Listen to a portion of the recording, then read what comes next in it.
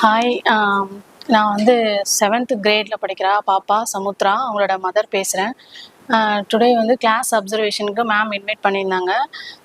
Class teacher name Christy ma'am. Subject வந்து maths. நல்லாவே class எடுத்தாங்க. என்னோடய சைல்ட்ஹுட் மெமரிஸ் எல்லாமே ஞாபகம் வந்தது அவங்க கிளாஸ் எடுக்கும்போது. மேக்ஸ் வந்து நார்மலாக ஒரு எக்ஸாம்பிள்ஸ் அந்த மாதிரி தான் யூஸ் பண்ணுவேன், டீச் பண்ணுவாங்க. ஆனால் மேம் எய்ட்லாம் யூஸ் பண்ணாங்க. கிளாஸ் ரூம் ஆக்டிவிட்டி ரொம்பவே நல்லா இருந்தது. ஸ்டூடெண்ட்ஸோட கோஆப்ரேஷன் நல்லா இருந்தது. எல்லா ஸ்டூடெண்ட்ஸுமே மோஸ்ட்லி கொஷின் பண்ணாங்க. எல்லாருமே நல்லா ஆன்சர் பண்ணியிருந்தாங்க.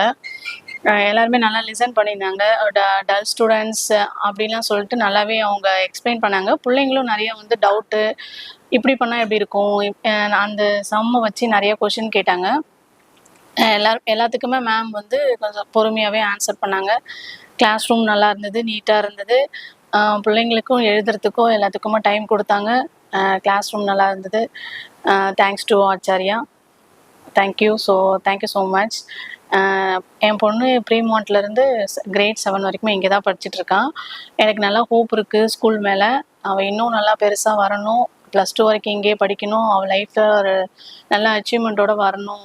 அவளும் நல்லா ஐஏஎஸ் படிக்கணுன்றது தான் ஆசை. ஸோ அவள் அதை அச்சீவ் பண்ணணுன்னா நான் ஃபுல் அண்ட் ஃபுல் ஆச்சாரியாவை நம்பி தான் இருக்கேன். Thank you so much for everything.